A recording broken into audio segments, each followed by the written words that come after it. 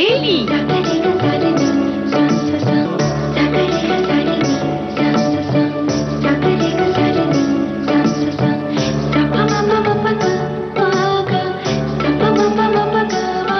सखी सहेली।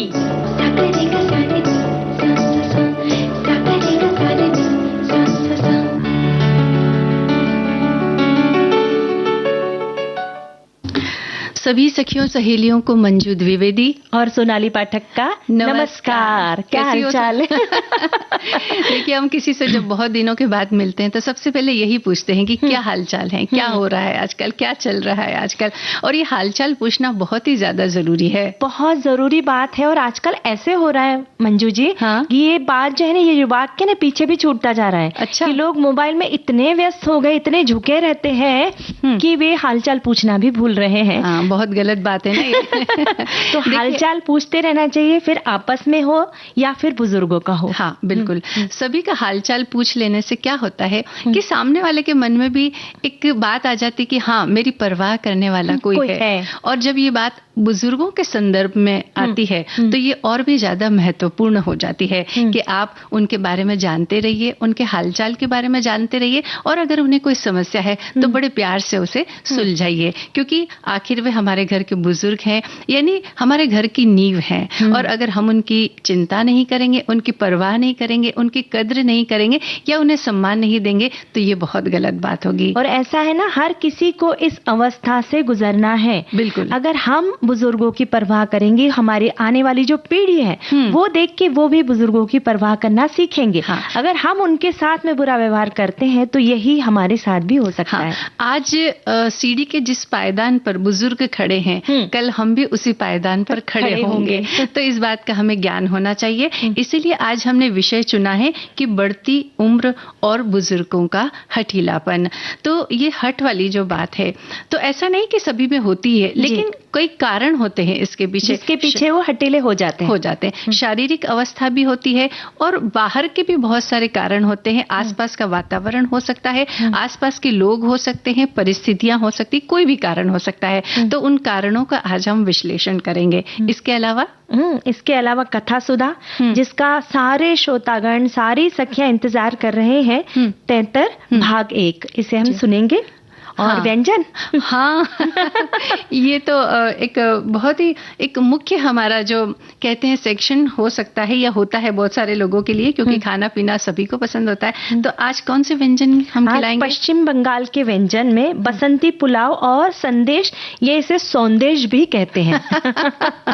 जी हाँ, जी हाँ। तो हमारा संदेश ये है कि आप सुनते रहिए विविध भारती सखी सहेली कार्यक्रम, सुनिए। और ये जो व्यंजन हम थोड़ी देर में बनाने वाले हैं या इसकी रेसिपी जो बनाने वाले हैं, तो इसके बारे में आप बिल्कुल सजग रहिएगा कि किस, देखिए एक व्यंजन होता है लेकिन रेसिपी जो है बहुत अलग तरह से, अलग अलग जगहों पर अलग तरीके से बनाई जाती है। उसका स्वाद भी जैसे जैसे हम अलग अलग जगहों पर जाते हैं थोड़ा थोड़ा सा अलग होता चला जाता है। हाँ। और उसकी जो उसकी मिट्टी की खुशबू है ना, वो उस व्यंजन में नजर आती है ना। लेकिन विविध भारती एक ऐसा मंच है कि जहाँ पर हर क्षेत्र के श्रोता इसे सुनते हैं और अपने अपने क्षेत्र के बारे में वो बताते हैं कि वहाँ इसे किस तरह से बनाया जाता है, कब खाया जाता है, इसका रंग कैसा होता है, इसका स्वाद कैसा होता है, इसकी सुगंध कैसी होती है। तो हम श्रोताओं से कहेंगे आप भी लिखकर भेजिए कि आपने ये बसंती पुलाव या सौंदेश बनाया है या नहीं बनाया है।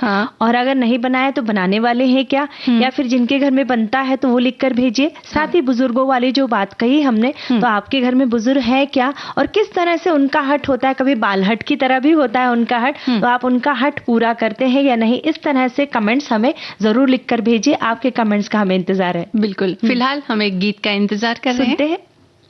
देख लिया कहाँ रहता हूँ, जहाँ मौत जिंदगी पर हंसती है। वो दिन दूर नहीं दीपक, जब जिंदगी मौत पर हंसेगी। लेकिन कब, कैसे, मालूम नहीं। चलो मुझे घर पहुंचा दो। चलो। कभी तो मिलेगी, कहीं तो मिलेगी, बहारों की मंजिल राही, बहारों की मंजिल राही।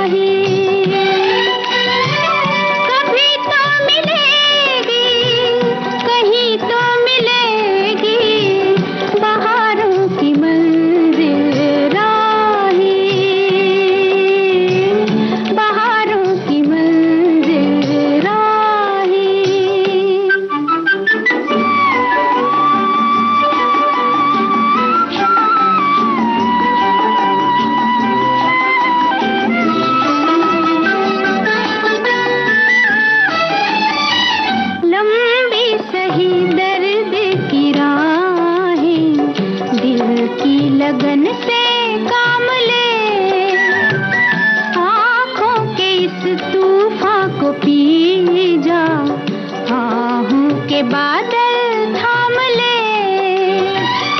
दूर तो है पर दूर नहीं है, दूर तो है पर दूर नहीं है। नजारों की मंजिल राही, बहारों की मंजिल राही। आहा हा,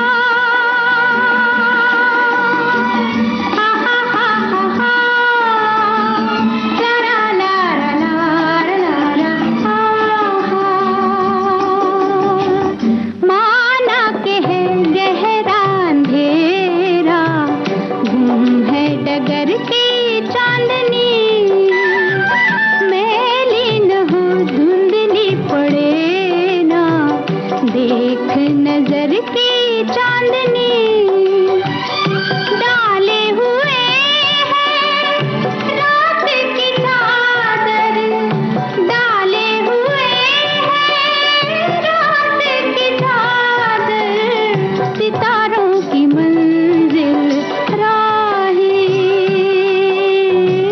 बहारों की मंजिल राही।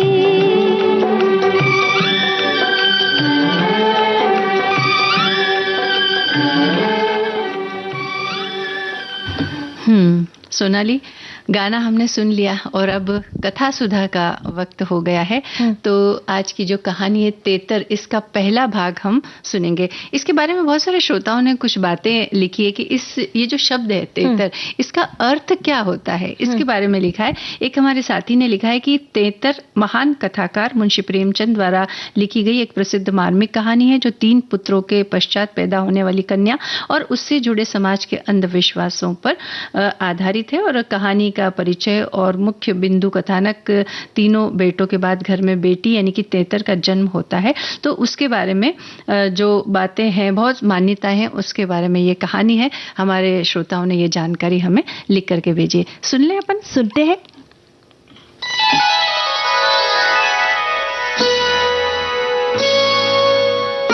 कथा सुधा, भाव भरी कहानियों का सागर, जिसकी लहरें कभी मुस्कुराहट सजाएंगी तो कभी आंखें नम कर जाएंगी। सामाजिक सरोकार से लेकर परिवार तक की होंगी बातें। कुछ मनोरंजन होगा तो कुछ सीख भी मिल जाएगी। हर बार नई अनसुनी कहानी की अलग अंदाज में होगी बयानी।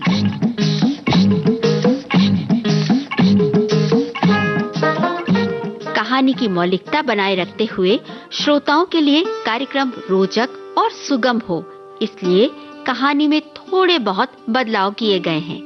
आशा है आपको कथा सुधा में डूबना अच्छा लगेगा।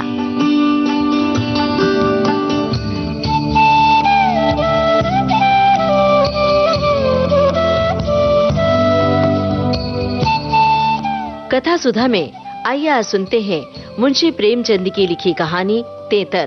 कहना न होगा कि प्रेमचंद ने अपने समय के समाज में जो कुछ भी देखा उसका हूबहू सजीव चित्रण भी किया, जो आज के समय में हमें रास्ता दिखाने का भी काम करता है। लड़कियों के जन्म को लेकर बनी हुई मानसिकता और घोर निराशा व चिंता को देखते हुए एक लेखक ने इस कहानी के माध्यम से सभी को आगाह करने का प्रयास किया है। तेतर नाम की कहानी में लेखक ने 3 लड़कों के बाद जन्म लेने वाली लड़की का उल्लेख किया है, जिसे पहले से ही हमारे पुरुष प्रधान समाज में एक आफत और चिंता के रूप में देखा जाता है। कहानी में मुख्य रूप से समाज में एक तेतर लड़की को लेकर फैले हुए अंधविश्वास पर चोट की गई है, जो कहीं न कहीं हमारे बीच के कुछ लोगों द्वारा प्रसारित किया जाता है और इस अंधविश्वास को पुख्ता करने के लिए तरह तरह का स्वांग किया जाता है। जो व्यक्ति इन अंधविश्वासों में यकीन नहीं करता, उसे भी इन अंधविश्वास से भरे समाज में डर लगने लगता है। जैसे कि कहानी में लड़की का पिता, जिसका नाम दामोदर है, वो इन अंधविश्वास पर यकीन नहीं करता, पर कहीं न कहीं वो भी अपनी माँ की बातों से थोड़ा घबराया हुआ था। तो आइए सुनते हैं मुंशी प्रेमचंद की लिखी कहानी तेतर। आज आपको सुनवा रहे हैं इस कहानी का पहला भाग।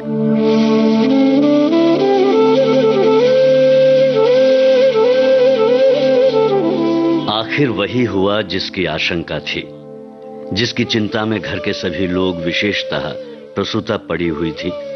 3 पुत्रों के पश्चात कन्या का जन्म हुआ। माता सौर में सूख गई, पिता बाहर आंगन में सूख गए और पिता की वृद्धा माता सौर द्वार पर सूख गई। अनर्थ, महाअनर्थ। भगवान ही कुशल करे तो हो। ये पुत्री नहीं, राक्षसी है। इस अभागिन को इसी घर में आना था। आना ही था तो कुछ दिन पहले क्यों ना आई? भगवान 7वें शत्रु के घर में भी तेतर का जन्म ना दे। पिता का नाम था पंडित दामोदर दत्त। शिक्षित आदमी थे, शिक्षा विभाग में ही नौकर भी थे। मगर इस संस्कार को कैसे मिटा देते जो परंपरा से हृदय में जमा हुआ था कि तीसरे बेटे की पीठ पर होने वाली कन्या अभागिन होती है। या पिता को लेती, या माता को, या अपने को। उनकी वृद्धा माता लगी नवजात कन्या को पानी पी पी कर कोसने। अरे कलमुही है, कलमुही। न जाने क्या करने आई है यहाँ। अरे किसी ऐसे के घर जाती जिसके औलाद नहीं है तो उसके तो दिन फिर जाते। दामोदर दत्त दिल में तो घबराए हुए थे, पर माता को समझाने लगे। अम्मा, तेतर वेतर कुछ नहीं। भगवान की जो इच्छा होती है वही होता है। ईश्वर चाहेंगे तो सब कुशल ही होगा। गाने वालियों को बुला लो अम्मा, नहीं तो लोग कहेंगे 3 बेटे हुए तो कैसे फूली फिरती थी, एक बेटी हो गई तो घर में कोहराम मच गया। अरे बेटा, तुम क्या जानो इन बातों को। मेरे सिर तो बीत चुकी है, प्राण तो उसी में समाया हुआ है। तेतर ही के जन्म से तुम्हारे दादा का देहांत हुआ। तभी से तेतर का नाम सुनते ही मेरा कलेजा कांप उठता है। अम्मा, इस कष्ट के निवारण का कोई तो उपाय होगा। उपाय बताने वाले तो बहुतेरे हैं, और पंडित जी से पूछो, कोई ना कोई उपाय बता ही देंगे। पर इससे कुछ होता नहीं है। मैंने कौन से अनुष्ठान नहीं किए, पर पंडित जी की तो मुट्ठियां गर्म हुई। यहां जो सिर पर पड़ना था वो पड़ ही गया। अब टके के रह गए पंडित जी। जजमान मरे या जिए उनकी बला से, उन्हें दक्षिणा मिलनी चाहिए बस। लड़की तो जरा देखो, दुबली पतली भी नहीं है। तीनों लड़कों से हृष्ट पुष्ट है ये। बड़ी बड़ी आंखें हैं, पतले पतले लाल लाल होंठ हैं, जैसे गुलाब की पत्ती। गोरा चिट्टा रंग तो देखो, लंबी सी नाक। कलमुही नहलाते समय रोई भी नहीं, ठुकुर ठुकुर ताकती रही। ये सब लक्षण कुछ अच्छे थोड़े ही हैं। हाँ। दामोदर दत्त के तीनों लड़के सांवले थे, कुछ विशेष रूपवान भी ना थे। लड़की के रूप का बखान सुनकर उनका चित्त कुछ प्रसन्न हुआ। बोले, अम्मा, तुम भगवान का नाम लेकर गाने वालियों को बुला भेजो। गाना बजाना होने दो, भाग्य में जो कुछ है वो तो होगा ही। क्या बताएं, जी तो हुलसता ही नहीं, लेकिन करूं क्या? अम्मा, गाना न होने से कष्ट का निवारण तो होगा नहीं कि हो जाएगा। अगर इतने सस्ते में जान छूटे तो न कराओगा ना? अब बुलाए लेती हूँ बेटा, जो कुछ होना था वो तो हो ही गया। इतने में सौर में से पुकारकर लक्ष्मी ने कहा, अम्मा जी, ओ अम्मा जी, बहू जी कहती हैं गाना वाना कराने का कोई काम नहीं है। भला उनसे कहो चुप बैठी रहें, बाहर निकलकर मनमानी करेंगी। 12 ही दिन हैं, बहुत दिन नहीं है। बहुत इतराती फिरती थी, ये ना करूंगी वो ना करूंगी, देवी क्या है देवता क्या है। मर्दों की बातें सुनकर वही रट लगाने लगती थी। तो अब चुप से बैठी क्यों नहीं रहती हैं? मेमे तो तेतर को अशुभ नहीं मानती, और सब बातों में जब मेमों की बराबर करती हैं तो इस बात में भी करें। कहो चुप बैठी रहें। और सुनो लक्ष्मी, जाओ जरा गाने वालियों को बुला लाओ, और हाँ, सब जगह न्योता दे दो और पड़ोस में भी कहती जाना। हाँ।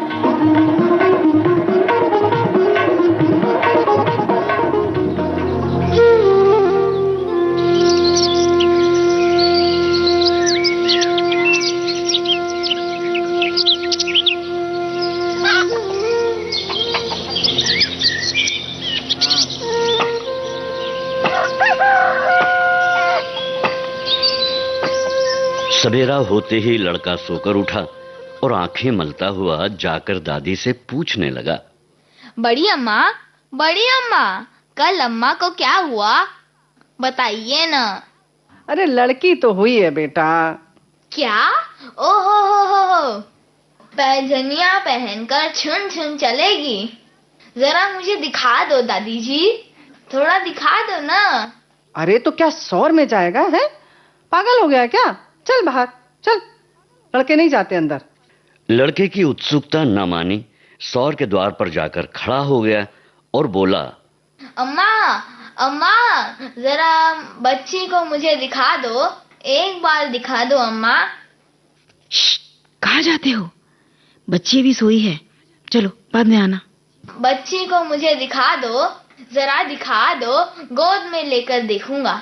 लक्ष्मी ने कन्या उसे दिखा दी तो वहां से दौड़ता हुआ वो अपने छोटे भाइयों के पास पहुंचा और उन्हें जगा जगा कर खुशखबरी सुनाने लगा। अरे छोटू सुनो, उठो उठो। अरे मैं अभी गुड़िया देखकर आ रहा हूँ। हमको भी दिखाओ। भैया नन्ही सी होगी? अरे बिल्कुल नन्ही सी, एकदम गुड़िया जैसी है। गोरी तो ऐसी कि क्या किसी साहब की लड़की होगी। ये लड़की तो मैं लूंगा। हम भी देखेंगे, हमको भी दिखाओ। देखा कैसी सुंदर है। कैसा आंखें बंद करके सोए, देखो ना भैया, हमको भी दिखाओ। नहीं हमें दो, हम भी देखेंगे। खूब द्वार पर बारात आएगी, हाथी घोड़े आतिशबाजी, क्या मजा आएगा। बड़ा मजा आएगा। मंझला और छोटा ऐसे मग्न हो रहे थे मानो वो मनोहर दृश्य आंखों के सामने है। उनके सरल नेत्र मनोल्लास से चमक रहे थे। फुलवारियाँ भी होंगी, ढेर सारे फूल होंगे, हम भी फूल लेंगे। बड़ा मजा आएगा, बहुत मजा आएगा। कितनी सुंदर है।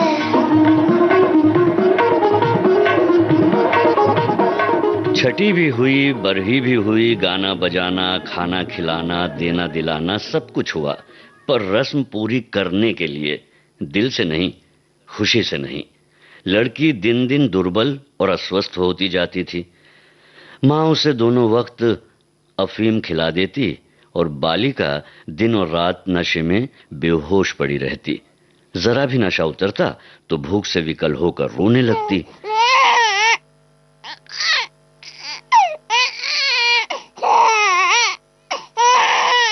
माँ कुछ ऊपरी दूध पिलाकर अफीम खिला देती।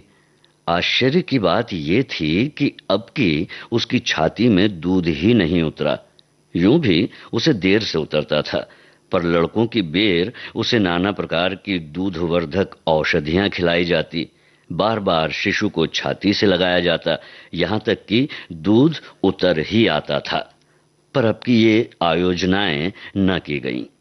फूल से बच्ची कुम्हलाती जाती थी। माँ तो कभी उसकी ओर ताकती भी न थी। हाँ, लक्ष्मी कभी चुटकियां बजाकर चुमकारती तो शिशु के मुख पर ऐसी दयनीय, ऐसी करुण वेदना अंकित दिखाई देती कि वो आंखें पोंछती हुई चली जाती थी। बहू से कुछ कहने सुनने का साहस ना पड़ता था।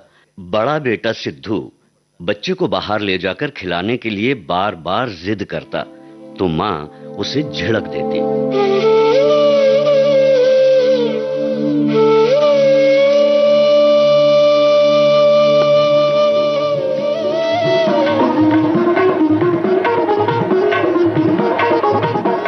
3-4 महीने हो गए। दामोदर दत्त रात को पानी पीने उठे तो देखा कि बालिका जाग रही है। सामने ताक पर मीठे तेल का दीपक जल रहा था। लड़की टकटकी बांधे उसी दीपक की ओर देखती थी और अपना अंगूठा चूसने में मग्न थी। चुप चुप की आवाज आ रही थी। उसका मुख मुरझाया हुआ था, पर वो ना रोती थी ना हाथ पैर फेंकती थी। बस अंगूठा पीने में ऐसी मग्न थी मानो उसमें सुधा रस भरा हुआ है। वो माता की ओर मुंह भी ना फेरती थी, मानो उसका उन पर कोई अधिकार नहीं, उसके लिए वहां कोई आशा नहीं। बाबू साहब को उस पर दया आई। अरे बच्चे, कितनी प्यारी है गुड़िया। इस बेचारी का मेरे घर जन्म लेने में क्या दोष है? मुझ पर या इसकी माता पर जो कुछ भी पड़े, उसमें इसका क्या अपराध? हम कितनी निर्दयता कर रहे हैं। कुछ भावी अनिष्ट की आशंका के कारण उसका इतना तिरस्कार कर रहे हैं। माना कि कुछ अमंगल हो भी जाए तो क्या उसके भय से इसके प्राण ले लिए जाएंगे? अगर अपराधी है तो मेरा प्रारब्ध है। इस नन्हे से बच्चे के प्रति हमारी कठोरता क्या ईश्वर को अच्छी लगती होगी? आ जाओ गुड़िया, आ जाओ। उन्होंने उसे गोद में उठा लिया और उसका मुख चूमने लगे। लड़की को कदाचित पहली बार सच्चे स्नेह का ज्ञान हुआ।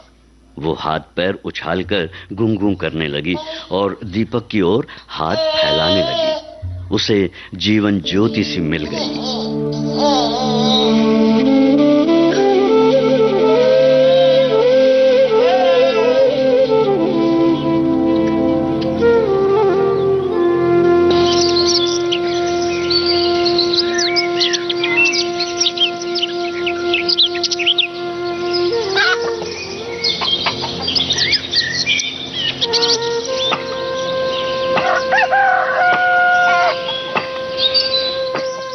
प्रातःकाल दामोदर दत्त ने लड़की को गोद में उठा लिया और बाहर लाए। अरे यहाँ क्यों ले आए? पड़ी रहने दो ना वहीं पर। ऐसी कौन सी बड़ी सुंदर है? अभागन कहीं की, रात दिन तो प्राण खाती रहती है। अब मर भी नहीं जाती कि जान छूट जाए। अरे बस भी करो, मैं इसे बाहर ले जाता हूं। दामोदर दत्त उसे बाहर लाए और अपने बच्चों के साथ बैठकर खिलाने लगे। उसके मकान के सामने थोड़ी सी जमीन पड़ी हुई थी। पड़ोस के किसी आदमी की एक बकरी उसमें आकर चरा करती थी। इस समय भी वो चर रही थी।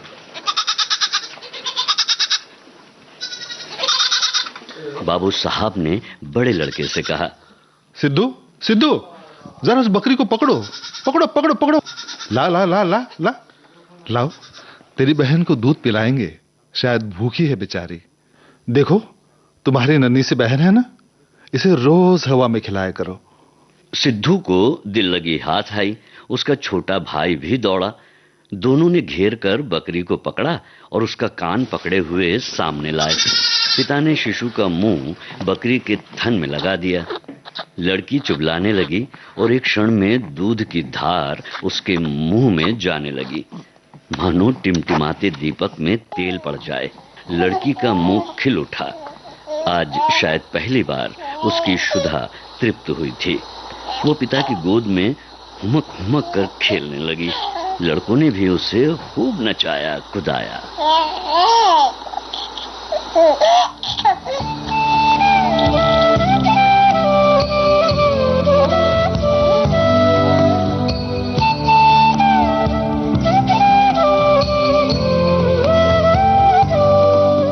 कथा सुधा में अभी आप सुन रहे थे मुंशी प्रेमचंद की लिखी कहानी तेतर। आज आपने सुना इस कहानी का पहला भाग।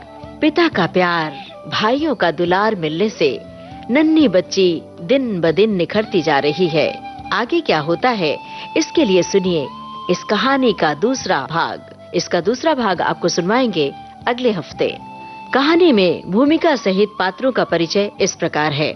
सूत्रधार जी श्याम, वृद्ध दादी रेणु चतुर्वेदी, दामोदर दीपक के सावलेकर, दामोदर की स्त्री स्वप्निल श्रीवास्तव, लक्ष्मी चंचल वर्मा, बाल कलाकार प्रज्वल सिंह, वेदांत सिंह और रुद्र सिंह।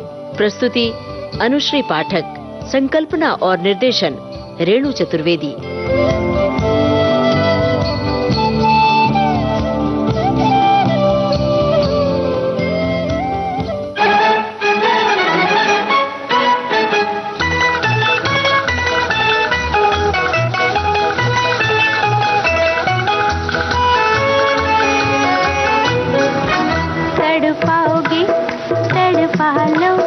हम तड़प तड़प कर भी तुम्हारे गीत गाए।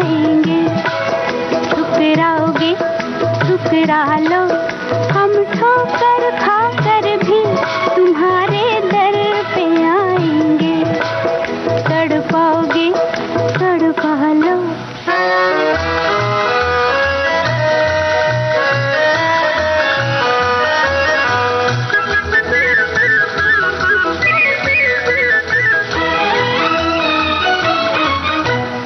कब तक जानेगा ना चंदा दर्द चकोरी का। कब तक जानेगा ना चंदा दर्द चकोरी का। एक दिन तो ये फूल सुनेगा बुलबुल का शिकवा। बेवफा प्यार में कब तलक ये पर्दा। तड़पाओगे तड़पा लो, हम तड़प तड़प कर भी तुम्हारे गीत गाएंगे। तड़पाओगे तड़पा लो।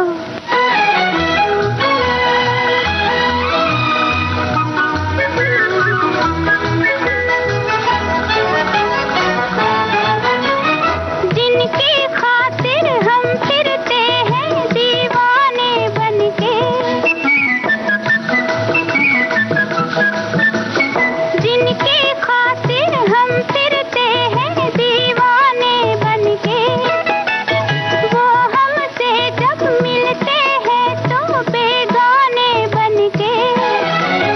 इश्क में रह गए हम फसाने बनके। तड़पाओगे तड़पा लो, हम तड़प तड़प कर भी तुम्हारे गीत गाएंगे। तड़पाओगे तड़पा लो। सोनाली, हमने बरखा फिल्म का ये गाना सुन लिया और उससे पहले हमने मुंशी प्रेमचंद की कहानी तेतर, उसका पहला भाग भी सुन लिया। अगला भाग हम जरूर सुनेंगे अगले सोमवार के दिन। लेकिन अभी अब ब्रेक लेते हैं। हाँ।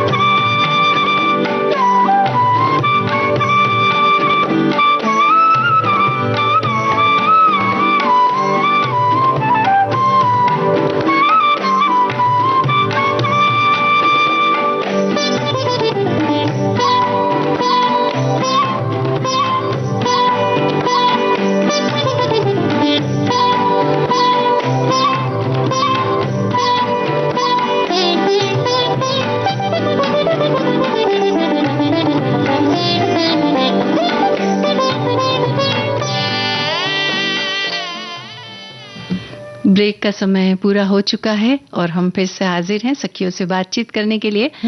और अब अपने विषय पर आते हैं। उससे पहले तुम कुछ कहना चाहती हो? एक हमारे साथी ने लिखा है, हाँ? मंजू जी, कि इस समय मेरी धर्मपत्नी और मैं स्वयं डल लेक के सामने श्रीनगर के होटल के रूम में आनंद ले रहे हैं और अपने शहर अजमेर से लगभग 1500 किलोमीटर दूर ये हमारी दीवानगी विविध भारती मुंबई के प्रोग्राम सुन रहे हैं। क्या बात है, क्या बात है। जो सुबह सुरीला सफर जो प्रोग्राम चल रहा था ना, तब भी हमारे इन्हीं श्रोता का फोन आया, मैसेज आया था और उसमें भी उन्होंने कुछ इसी तरह की बात लिखी थी कि वो घूमने गए हैं और वहां पर जो नज़ारे हैं उसके बारे में लिखा था। तो बहुत अच्छा लगता है जब आप इस तरह के अपडेट्स जो है वो हमें देते रहते हैं। और आज हमारा जो विषय है बुजुर्गों में बढ़ता हठीलापन, इसके बारे में हमारे साथियों ने बहुत सारी बातें लिखी है।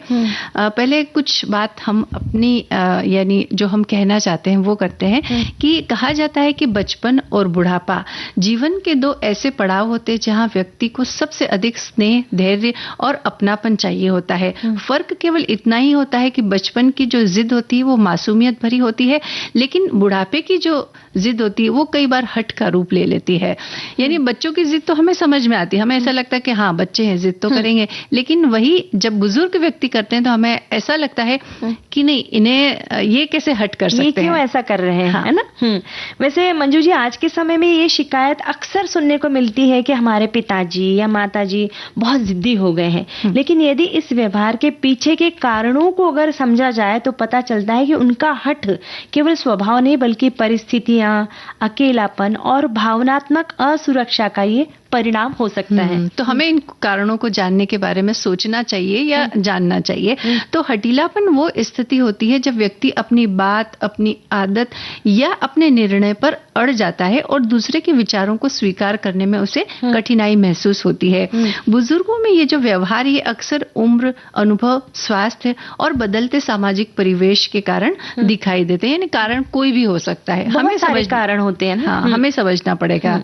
अब जैसे बदलते समय में ये जो स्वीकारना है, इस बदलते समय में खुद को यानी उसके हिसाब से ढालने, इसमें उन्हें कठिनाई आ सकती है। और जिस समाज में उन्होंने जीवन बिताया, आज वही समाज पूरी तरह बदल चुका होता है। नई तकनीक है, नई सोच है, नई जीवन शैली है और नई पारिवारिक मूल्य उनके लिए सहज नहीं होते हैं। बिल्कुल। और जैसे कि इसके बारे में अगर हम एक उदाहरण दें तो हमारे घर में कोई भी बुजुर्ग हो सकते हैं, दादा दादी, नाना नानी, ससुर, कोई भी हो सकते हैं।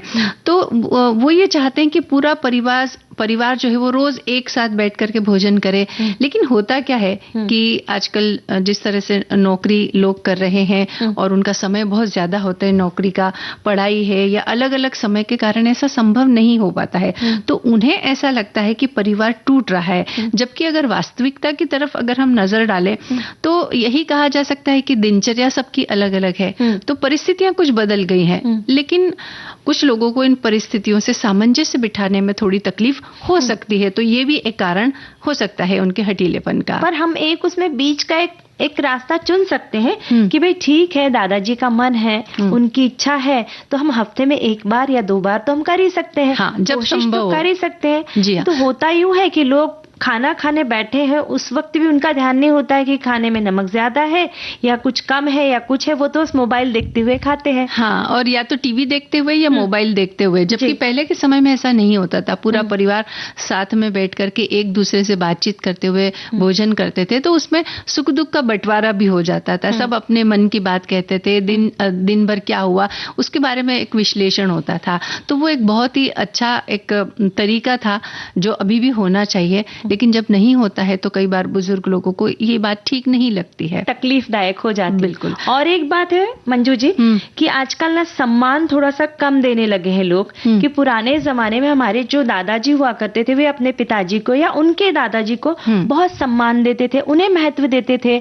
हर काम में कोई भी बड़ा या छोटा काम करने से पहले उनकी सलाह ली जाती थी। पर आजकल हर व्यक्ति चाहता है कि जैसे ना कि खुद की जैसी इच्छा हो उसी तरह से व्यवहार करे। पर बुजुर्गों को थोड़ा सा अगर मान सम्मान दिया, उनसे पूछ परख लिया, अगर उनसे सलाह ले ली तो उन्हें भी अच्छा लगता है। फिर ऐसी बात अगर उन्हें इस तरह से उन्हें शामिल नहीं किया गया तो वे नाराज हो जाते हैं। स्वाभाविक सी बात है कि हमारे जमाने में कैसे बुजुर्ग बैठकर आपस में पूछते थे, परखते थे, फिर कोई घर का निर्णय लेते थे। आजकल तो हमें सब काम होने के बाद में पता चलता है कि भी नया घर खरीदा जा रहा है या फिर कोई शादी विवाह का मामला है या फिर कोई अन्य मामला है, बच्चों के एडमिशन की भी बात हो तो भी अरे हमें तो पूछा भी नहीं कि एडमिशन भी हो गया। तो ये छोटी छोटी बातें ना बुजुर्गों को थोड़ी तकलीफदायक हो सकती है। बिल्कुल। और पहले के जमाने की तुम बात कर रही हो तो जो बड़े लोग होते थे ना, एक बार अगर उन्होंने कह दिया कि ये होना है, यही होगा, तो हमारे जो पिताजी थे वो उनकी बात को बिना सोचे समझे मान लिया करते थे। लेकिन अब शायद थोड़ी सी परिस्थितियां बदली हैं और लोग ये सोचते हैं कि नहीं, नए जमाने या नई तकनीक या नए जो चाल चलन या जो तरीका जो है, चलन में जो तरीका है, उसके बारे में शायद बुजुर्गों को इतना पता ना हो। तकनीक बहुत कुछ बदल गई है, तो हमें क्या करना है ये हमें ही ज्यादा अच्छी तरह से मालूम है। शायद इस सोच की वजह से भी हम पूछते नहीं हैं उनसे। और ये भी एक कारण है कि ये उनके मन में कुछ इस तरह की भावनाएं पैदा करते हैं बुजुर्गों के मन में कि अरे अब हमारी तो कोई आवश्यकता ही नहीं बची, हमें तो कोई पूछ ही नहीं रहा है। और फिर वो अपने महत्व को शायद ये चाहते हैं कि हमारा भी कुछ महत्व बताने के लिए भी हो सकता है ये एक कारण कि उनमें हठीलापन आ जाए। और कभी कभी रूठ भी जाते हैं। बिल्कुल। तो उन्हें मनाना ये भी हमारी जिम्मेदारी होती है। एक गीत सुन लें, यहाँ पर सुनते हैं गीत।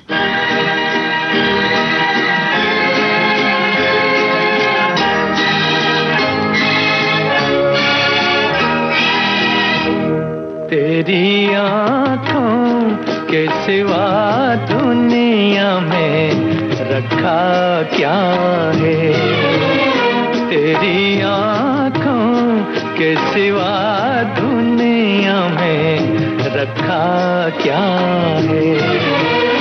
ये उठे सुबह चले, ये झुके शाम ढले, मेरा जीना मेरा मरना इन्हीं पलकों के तले, तेरी आँखों के सिवा दुनिया में रखा क्या है।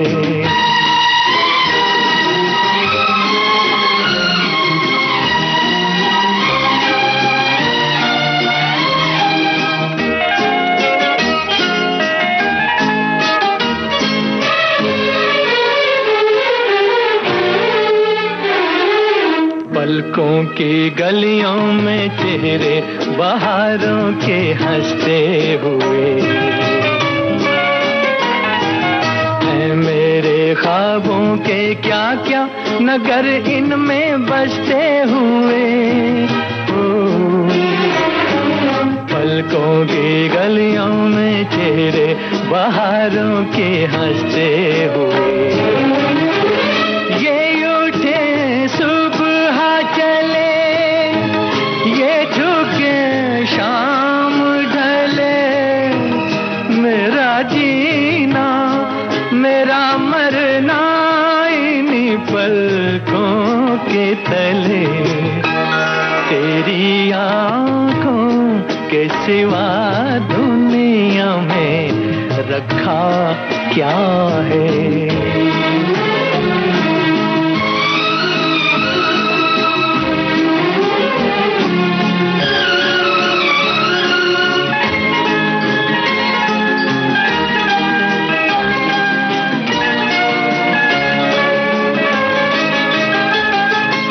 इनमें मेरे आने वाले जमाने की तस्वीर है, चाहत के काजल से लिखी हुई मेरी तकदीर है। इनमें मेरे आने वाले जमाने की तस्वीर है,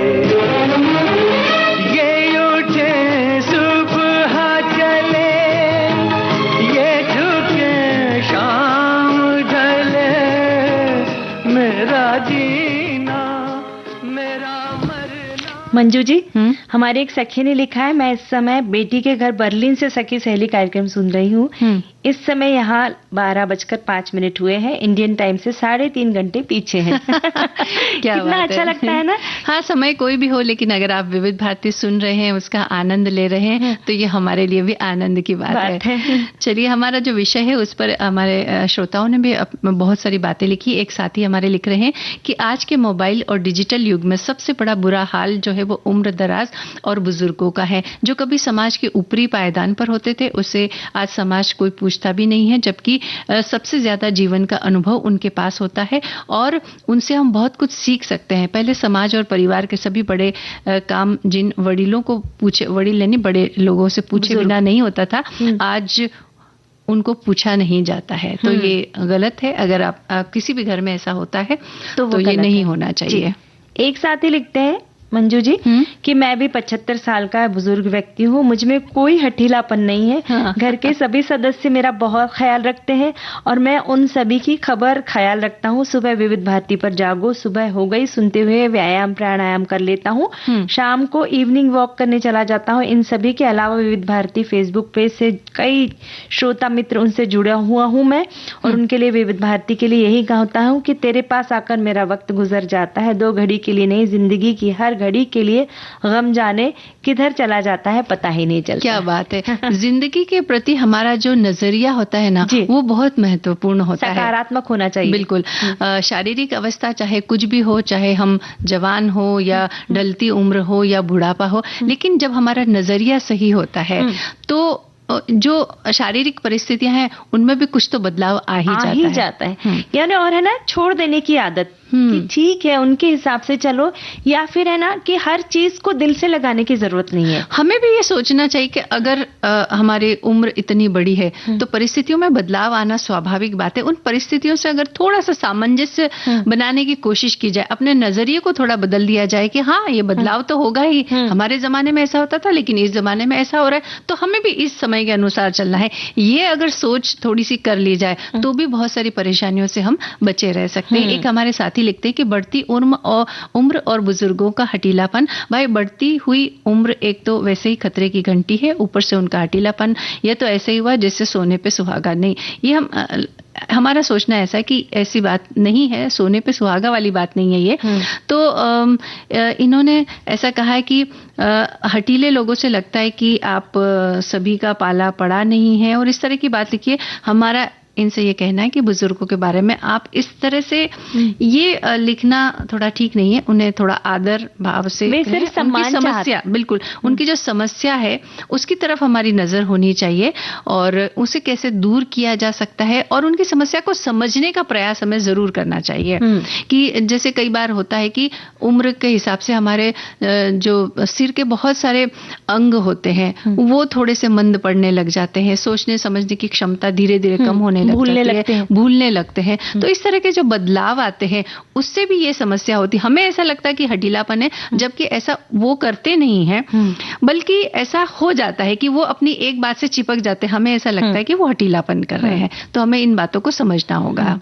एक साथी लिखते हैं कि बुजुर्गों की जिद से निपटने के उपाय धैर्य से सुने, उनकी बातों को काटे नहीं, उन्हें महसूस कराए कि उनकी राय क्या में महत्वपूर्ण क्या है, सम्मान दे, उनके आत्मसम्मान को ठेस ना पहुंचाए, आदेश देने के बजाय प्यार से सुझाव दे, सक्रिय रखे, उन्हें सैर, योग या पारिवारिक गतिविधियों में शामिल करे। बिल्कुल। एक साथी ये भी लिख रहे हैं कि बुजुर्गों का हठीलापन कोई बीमारी नहीं बल्कि उनके जीवन के इस पड़ाव की एक पुकार है जो अपनों का साथ और सम्मान चाहती है। उन्हें बदलने की कोशिश करने के बजाय उनके इस व्यवहार को धैर्य और प्रेम से संभालना ही एक परिपक्व समाज और परिवार की पहचान होता है। तो ये बहुत सारे श्रोताओं ने बातें लिखी है, और भी कोई बात अगर तुम्हारे पास है तो तुम पढ़ के बता सकती हो हमें। एक साथी लिखते हैं कि बढ़ती उम्र में बुजुर्गों में हठीलापन आना एक बहुत ही मुख्य समस्या है, आम समस्या है। मुख्य कारणों में बढ़ती उम्र तो है, इसके चलते मुख्य कारणों में स्वतंत्रता खो देने का डर होता है, शारीरिक या संज्ञात्मक कमी, डिमेंशिया के कारण पराधीन होने का मनोवैज्ञानिक डर बना हुआ रहता है, जिसके कारण हमें उनमें बच्चों की तरह हठीलापन का एहसास होने लगता है। खासकर जब बढ़ती उम्र में उनकी उपेक्षा होने लगती है तब उनके स्वभाव में परिवर्तन आने लगता है। इसलिए उनकी बातों को ध्यान से सुनिए, प्यार से समझाकर उनकी भावनाओं का सम्मान करें। बिल्कुल। अब हम संगीत का भी सम्मान करते हैं, एक गीत सुन लेते हैं। सुनते हैं गीत।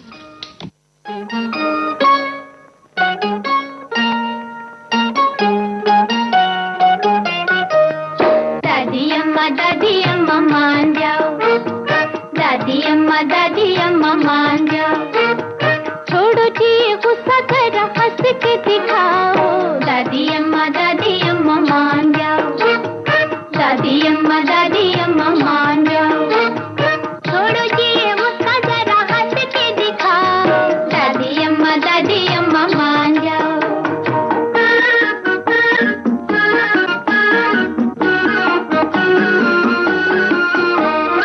छोटी छोटी बातों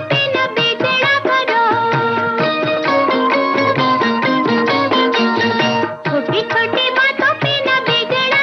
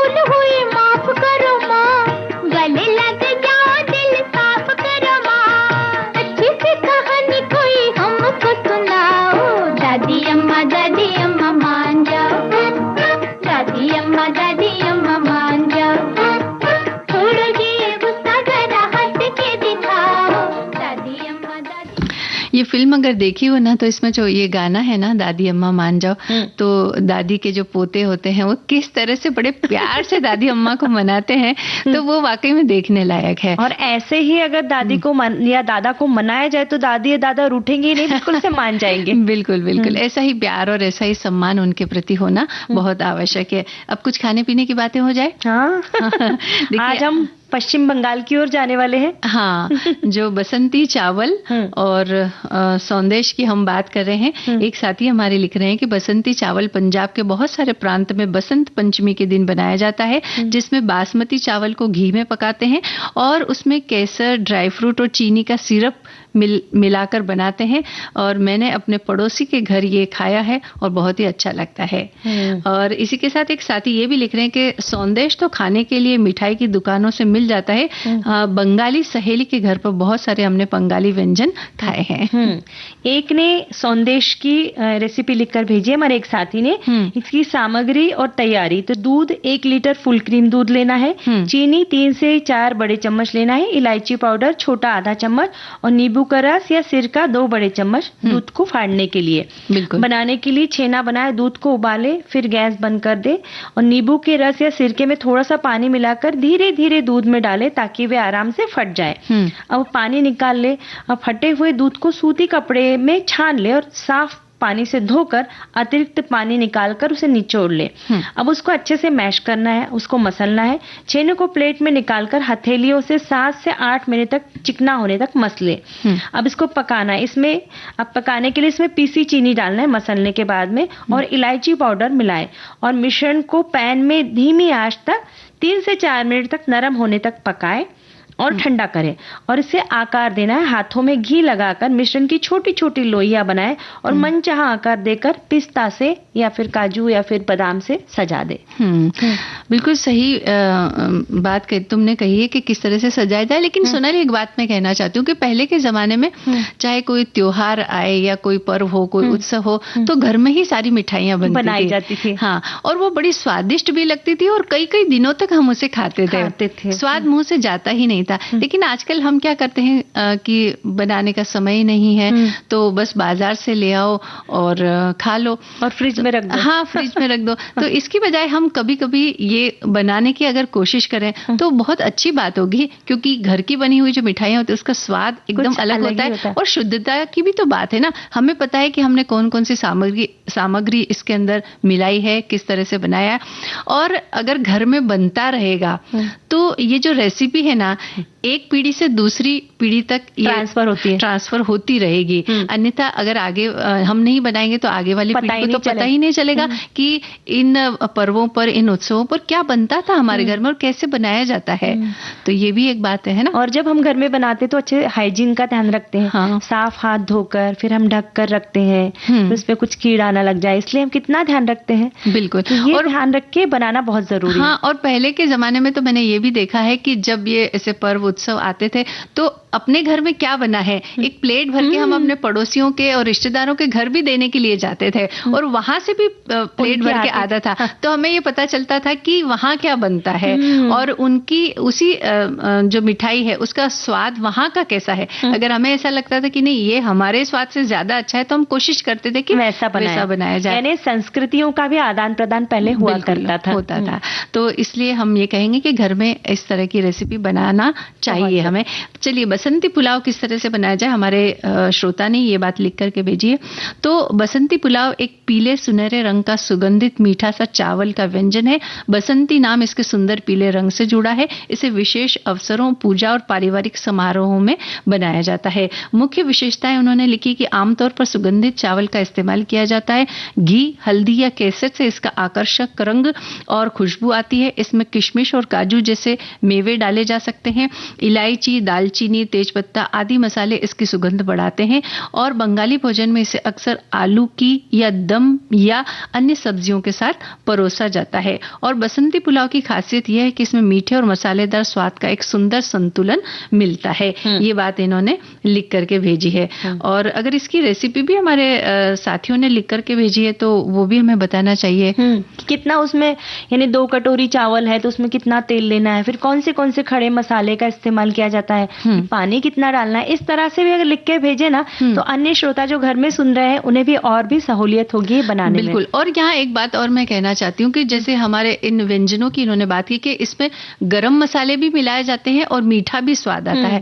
तो जो गरम मसाले एक संतुलित मात्रा में मिलाए जाते हैं वो हमारे स्वास्थ्य के लिए भी बड़े हितकर होते हैं।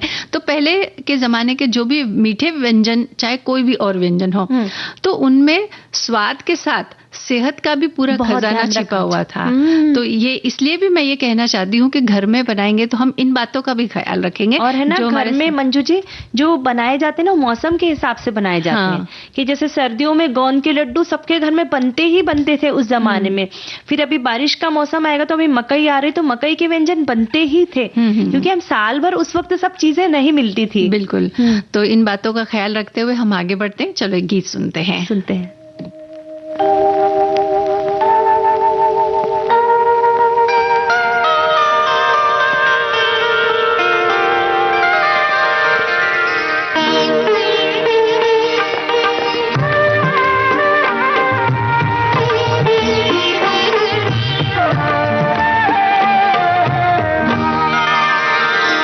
चंदन सा बदन चंचल चितवन, धीरे से तेरा ये मुस्काना।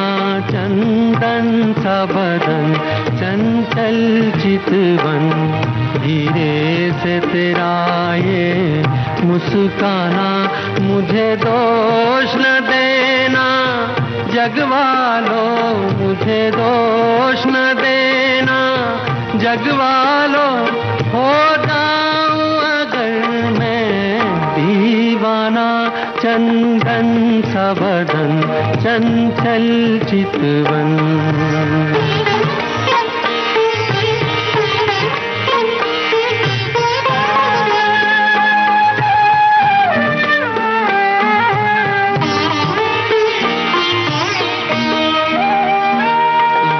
काम कमान भवे तेरी पलकों के किनारे, कजरारे माथे पर सिंदूरी सूरज, होठों पे दहकते अंगारे।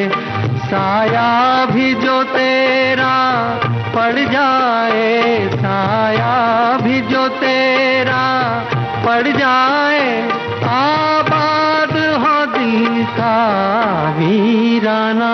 चंदन सा बदन चंचल चितवन।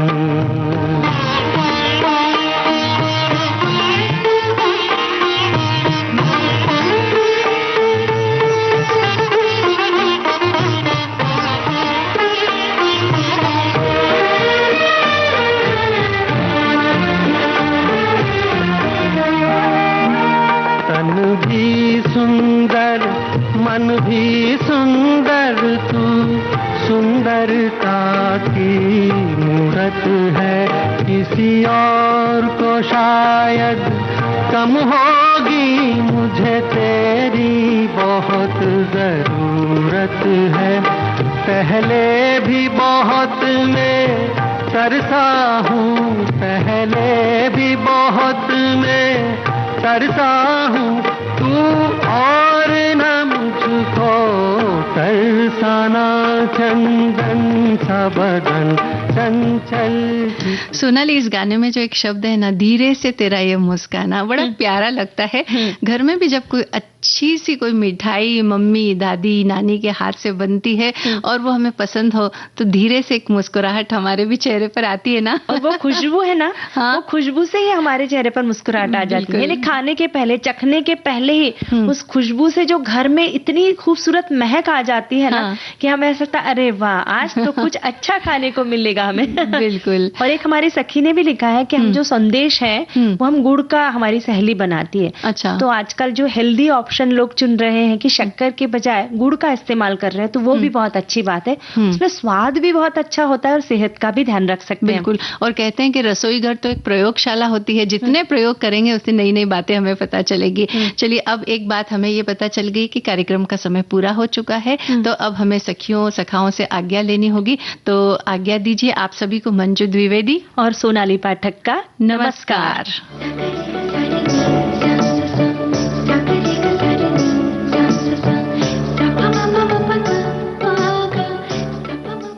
सखी सहेली कार्यक्रम की प्रस्तुतकर्ता अनुश्री पाठक।